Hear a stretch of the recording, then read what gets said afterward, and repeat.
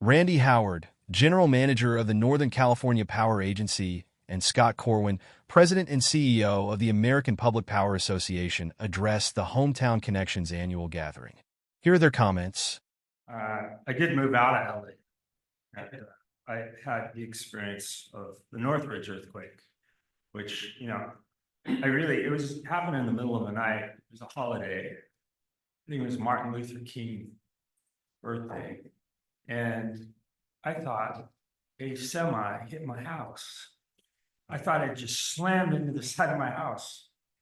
And we woke up, the whole house is shaking and things are crashing and falling all over. And my wife and I, we didn't even have any children at the time, but we were watching.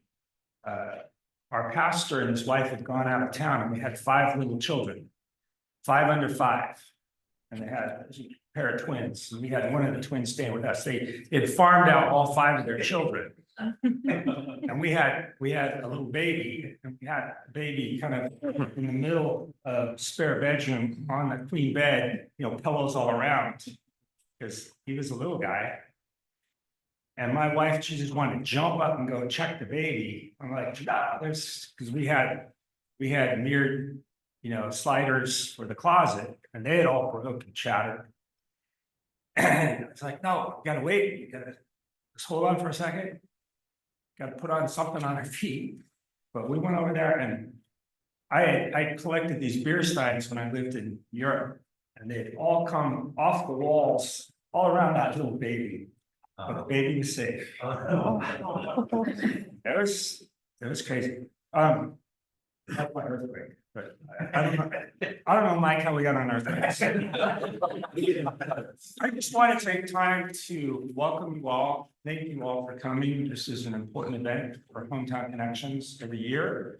Get together, really build those relationships, tell the stories, find out what folks are doing, make sure that we're being responsive to all our vendor partners. It's so important for us to continue to build on the successes that we've had in the past. And so this is just a very important meeting for us. I did put a little slide deck together, but I'm going to pass on it, I think, this morning. I was just going to share a little bit about, I always try to bring a little California Western, flair to what's going on. And a couple of folks have recently heard me speak because I've been sharing, it's California. I mean, we always do something different than everybody else, right? Things change faster out there just because of the pace of our legislative and regulatory changes. But so far since January, we've had over 100 days where at some point on the day, our power grid was 100% emission free. Some point on the day, over 100 days.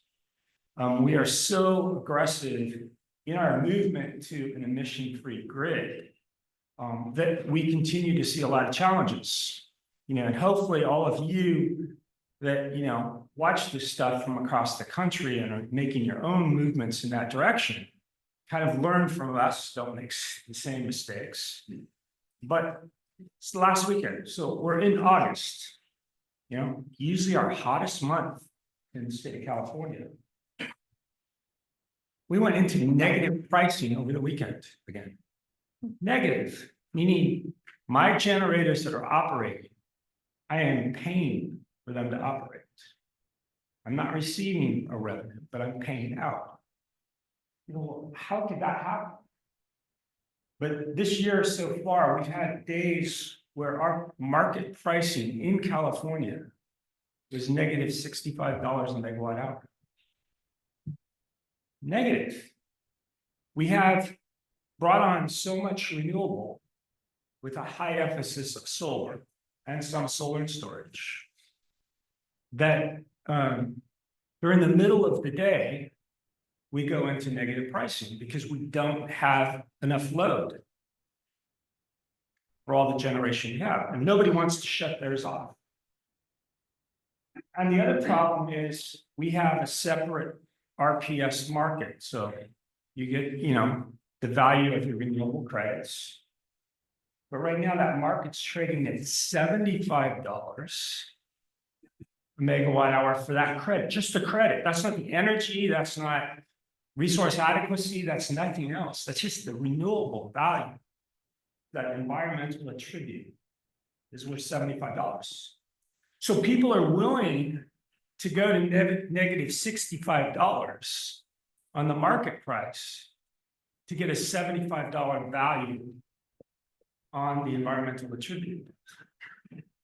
But it's really hard to operate our grid if people are willing to do that, not shut off the power or their solar farm. So we've had record curtailments of our renewables this year.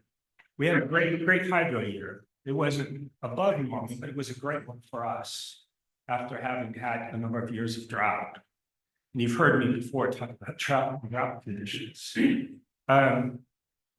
So when you look at, as you move into these renewable resources, if you don't adequately build storage uses, as well as the customer end use components, so they take advantage of when you have excess, you're going to run into some of these problems, and it is very unique. So our joint action agency, we own a lot of generation. We have geothermal, we have solar, we have wind, we have natural gas, we have hydro. My natural gas plants have not operated yet in the month of August. It's just unheard of for my plants. I'm usually running in August. I could be running 24/7 typically on a number of my plants. Some of them are peakers, really only meant to hit the peaks. But my baseload plant is one of the most efficient plants in California.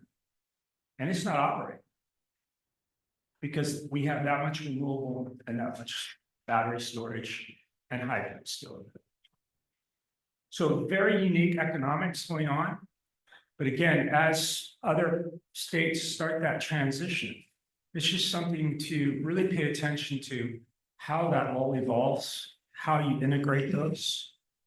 It speaks to some of the newer tools Amperon is offering from forecasting. What are you going to do? How much is going to be produced when?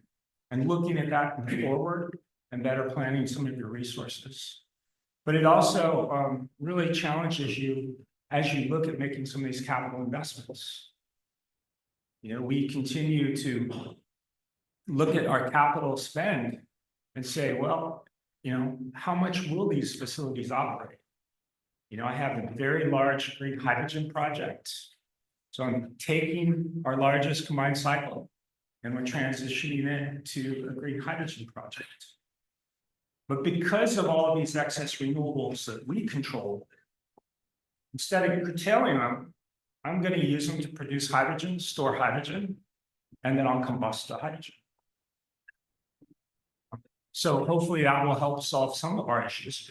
Because in California, as in other states, you go out and sign a PPA, right? You're going to do a power purchase agreement with somebody for their solar farm. And typically you're going to try to negotiate that you have an ability to curtail that project X amount of megawatt hours in a given year. And it's typically a small percentage, because the more you try to control it, the higher the overall cost is going to be for you to balance some activity. So you say, I'm only going to curtail it. So that means every time the market has to curtail those projects, at least on behalf of our customers, we're still paying for the energy. You're still paying your PPA price, even when it's not operating. And it gets pretty expensive for your ratepayers. It is contributing greatly to California's cost and affordability to our ratepayers. So something to think about, but it also speaks a little bit more to, as public power, we now have tax incentives to have the ability to build ourselves, own ourselves, and operate these facilities. Where it was to our advantage previously because we didn't have the tax credits available to sign the PPA and let the developers build it.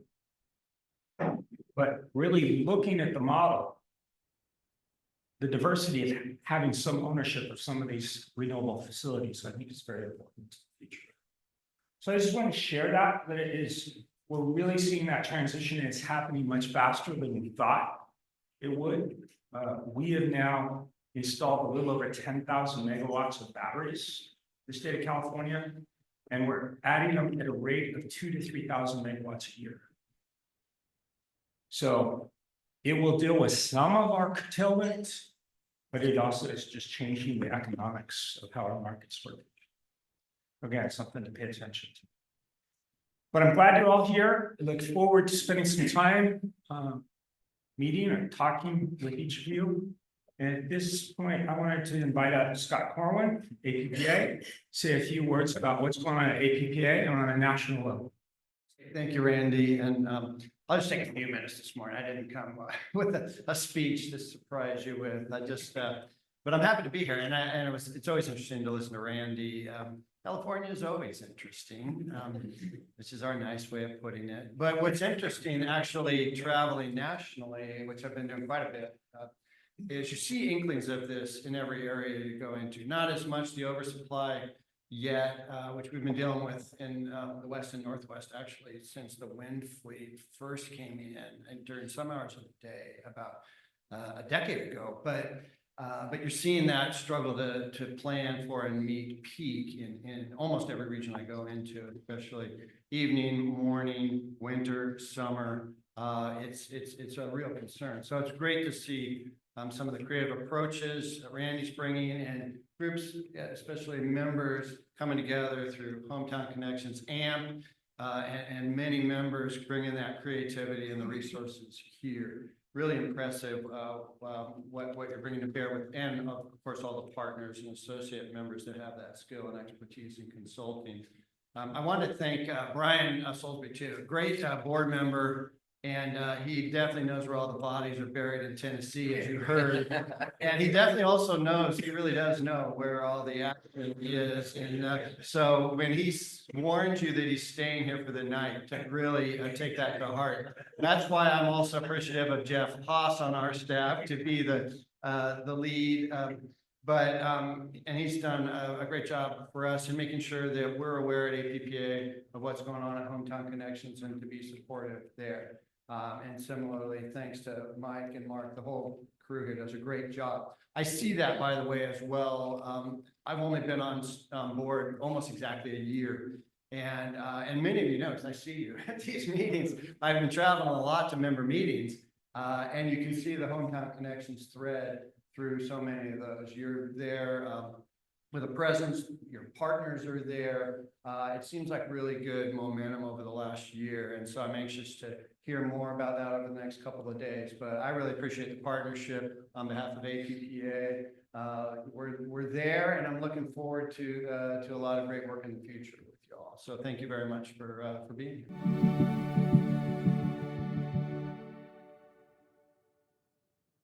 This has been a production of Hometown Connections. Thank you for watching.